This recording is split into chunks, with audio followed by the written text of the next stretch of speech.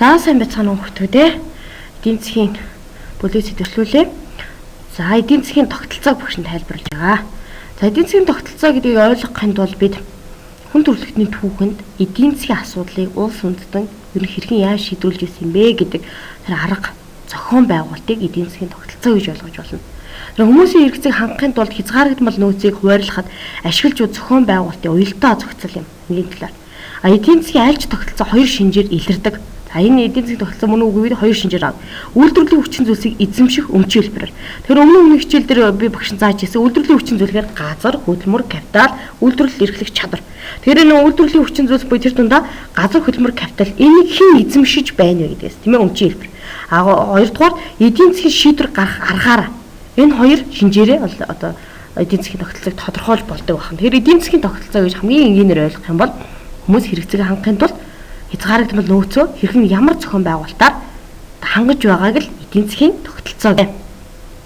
Эдийн засгийн тогтолцооны хэв маягийг дөрөв хувадаг. Уламжилт эдийн засгийн тогтолцоо, захиргаалалтын бод төлрөсөн төлөвлөгөөд эдийн засгийн тогтолцоо, чөлөөт эдийн засгийн тогтолцоо, холимог эдийн засгийн тогтолцоо гэх.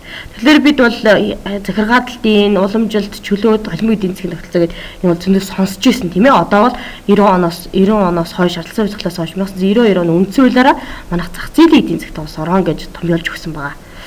За, чөлөөт эдийн засгийн тогтолцооны онцлог. За, хувийн өмч тулгуурласан байна. Гэтэ өмчийн бүх хэлбэр хүлээн зөвшөөрнө. Гэтэ хувийн өмчт илүү төлөвлөгөө тулгуурлан үйлдвэрлэлийн эрсдэл хувь хүмүүсийн албан байгууллагын ч юм уу те аль эзэмшил одоо байх нь одоо тухайн өмчийн эзэмшигчээс хамааран ашигын хойноос хөөцөлдөг. Эрэлт ихтэй бараа бүтээгдэхүүн үйлдвэрлэгч компанид үйлдвэрлэнэ. Эрэлт ихтэй гэдэг нь юу гэхээр худалдаа авах чадвартай бараа бүтээгдэхүүн. За түрүүс эдийн засгт оролцоо бага байна. Эдийн засгийн төрийн оролцоо бага байна гэдгээр Сократизм гэдэг эдийн засгийн онолын үзэл санаа гарч байсан. Мөн шин сонгодог эдийн засгийн онол дээр бол эдийн засгийн төр бага оролцох гэсэн онолын үзэл санаа байна тийм ээ.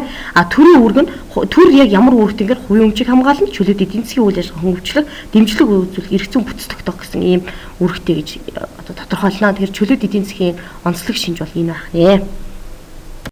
За дараагийнхаа эдийн засгийн тогтолцоо захиргаалалтын бод төлрөсөн төлөвлөгөөд эдийн засгийн тогтолцоо. Тэр захиргаалалтын бод төлрөсөн төлөвлөгөөд эдийн засгийн онцлог бол бүх материалыг нөөц үйлдвэрлэлийн газар нийтийн буюу улсын өмч байна. Түрүүн чөлөөт бай зах зээлийн эдийн засгт бол хувийн өмчтөр илүү тулгуурлагдав. Энд бол нийтийн бай улсын өмч гэдэг юм дээр. Үйлдвэрлэлийн газар улсын даалгавраар биелүүлэх төлөвлөгөөний дагуу байна. Төлрөсөн төлөвлөлт нь гол үүрэгтэй байна. Төлрөсөн журмаар хүн амын дунд одоо хэрэглэгчийн бараа таврыг одоо нийлүүлдэг ийм бол онцлогтой байдаг.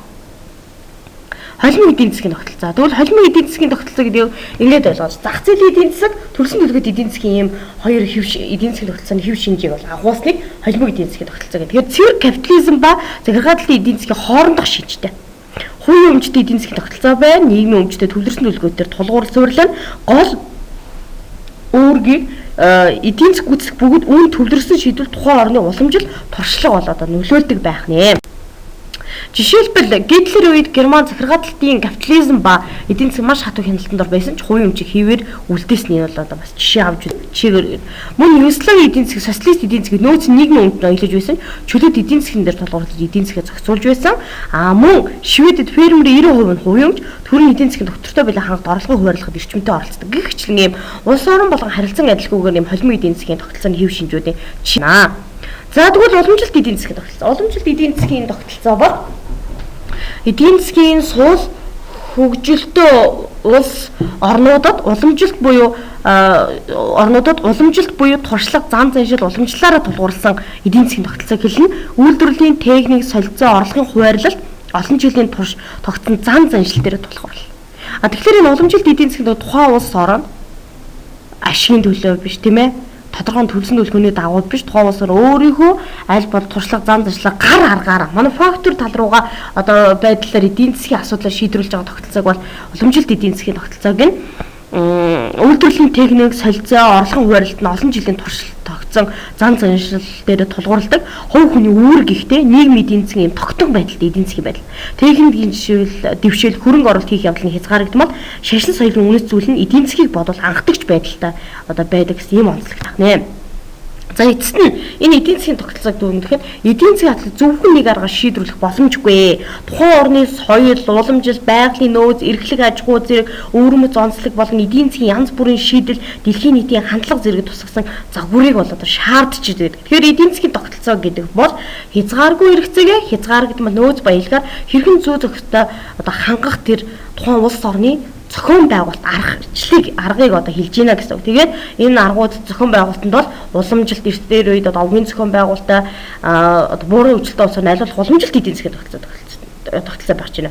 За социалистик баримжаатай улсад бол илүү төвлөрсөн төлөвлөгөөт байх чинь юм уу те илүү хөгжингүү хүний эрх мэдээлсэн улс орн чөлөөт эдийн засгийн тогтолцоотой байх чинь. Холбооны улсууд ч юм уу тийм ээ арим одоо фермерийн өөрсдийн улсын эдийн засгийн онцлогоос хамаарат зарим улсууд холимог эдийн засгийн тогтолцоо ч юм уу. Энийг тухайн улс орны нийгэм эдийн засгийн тэр соёлын хүчин зүйлээс хамаарат сонгодог байх нэ.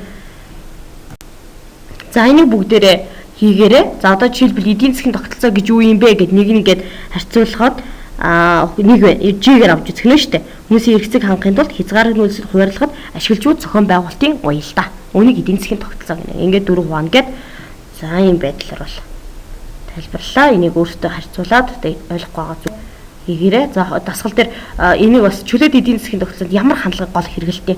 За эндээс нөгөө аль нь вэ гэдгийг гаргаж ирэх нэ.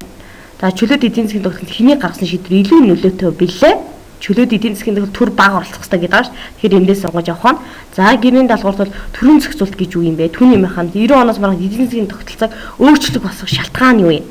Монгол улсын зах зээлийн эдийн засгийн тогтолцоо шилжсэн танаа гэр бүлийн амьдралд хэрхэн яаж нөлөөлсөн бэ гэдгийг өөрхийн орлого, зарлага, мөнгө гэрээхээ төсөвлөлийн хүрээнд тодорхойлж бичээрэй. За ингээд аль тавьсан сурагчдаа баярлалаа.